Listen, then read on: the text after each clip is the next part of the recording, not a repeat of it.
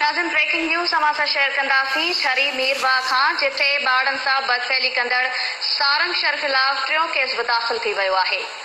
जी बिल्कुल नाज़रीन, breaking news अवां ठरी मीरवा में शेयर कंदा आहियूं जिते ॿारनि सां बदफ़ैली कंदड़ जवाबदार सारंग शर ख़िलाफ़ एक वधीक केस साम्हूं आयो आहे जेको दाख़िल कयो वियो आहे। अहम ख़बर बाबति नाज़रीन अवां खे ठरी मीरवा मां अपडेट करे रहिया आहियूं।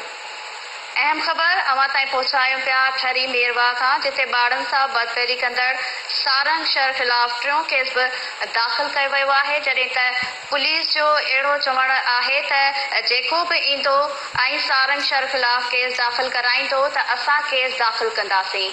ब्रेकिंग न्यूज़ अवां सां शेयर कयूं पिया।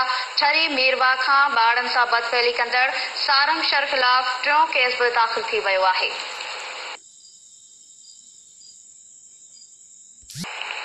ठरी मीरवा में या ब्रेकिंग न्यूज़ नाज़रीन अवां सां शेयर करे रहिया आहियूं जिते ॿारनि सां बदफ़ैली कंदड़ सारंग शर ख़िलाफ़ वधीक दाख़िल कयो आहे। मुतासिर ॿार जे वारिस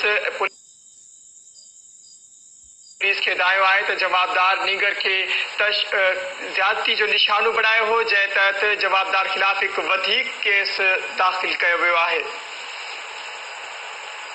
ठरी मीरवा खां ख़बर अवां ताईं पहुचायूं पिया।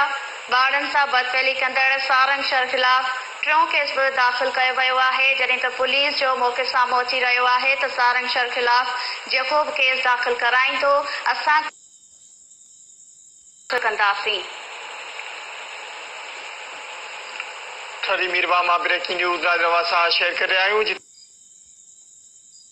बदफ़ैली कंदड़ जवाबदार ख़िलाफ़ वधीक एक केस साम्हूं आयो आहे, पुलिस की मुदयत में दाख़िल किया है। अहम खबर बाबत नाज़रीन अवां खे अपडेट कर रहिया आहियूं ठरी मीरवा में। त ठरी मीरवा में जवाबदार सारंग शर ख़िलाफ़ एक वधीक केस इहो बि अपडेट कंदा रहूं त सारंग शर पहिरियां बि ॿिनि केसिस में मुलविस हो जेको पुलिस जे हवाले आहे। हिन वक़्तु सारंग शर ख़िलाफ़ हिकु वधीक केस रिपोर्ट थी चुको आहे। ब्रेकिंग न्यूज़ अवां सां शेयर कयूं पिया। ठरी मीरवा खां ॿारनि सां बदफ़ैली कंदड़ सारंग शर ख़िलाफ़ टियों केस बि दाख़िल थी वियो आहे। ठरी मीरवा खां अहम ख़बर अवां ताईं पहुचायूं पिया जिथे ॿारनि सां बदफ़ैली कंदड़ सारंग शर ख़िलाफ़ टियों केस बि दाख़िल कयो वियो आहे। पुलिस जो चवणु आहे त सारंग शर ख़िलाफ़ जेको बि केस दाख़िल कराईंदो असां केस दाख़िल कंदासीं।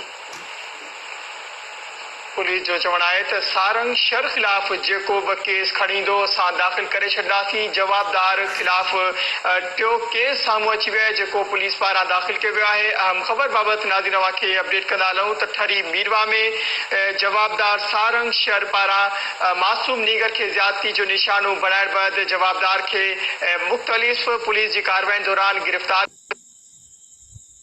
कैद बनियल आहे। अहम ख़बर बाबति नाज़रीन अवां खे अपडेट करे रहिया आहियूं ठरी मीरवा में जिते जवाबदार सारंग शर ख़िलाफ़ एक वधीक केस साम्हूं अची वियो आहे।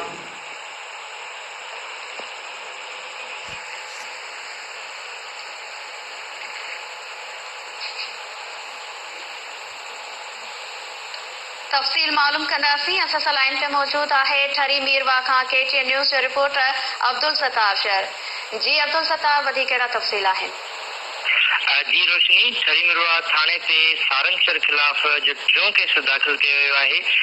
मुतासिर नीगर आहे 10 साल हुन जो पीउ आहे रफ़ीक सुमरो, जंहिंजी फ़रियाद ते ठरी मीरवा थाने ते केस दाख़िल कयो आहे, जॾहिं त पुलिस जो चवणु आहे त नीगर जी जेके फ़रियादी आहिनि केतिरा बि ईंदा सारंग शर ख़िलाफ़ त असां हुननि जा केस दाख़िल कया वेंदासीं।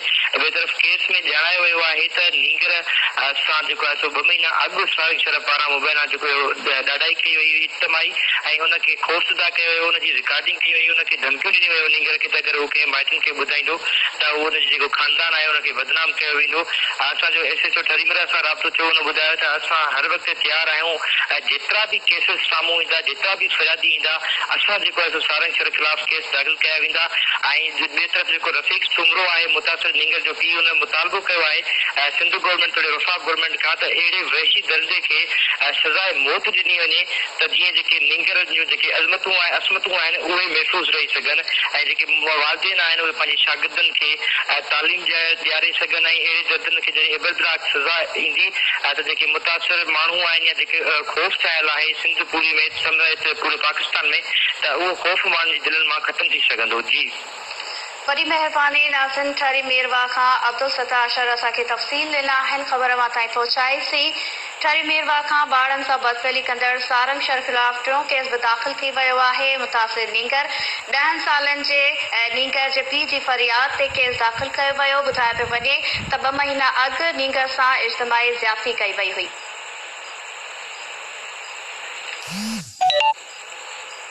ऐं हाणे ख़बर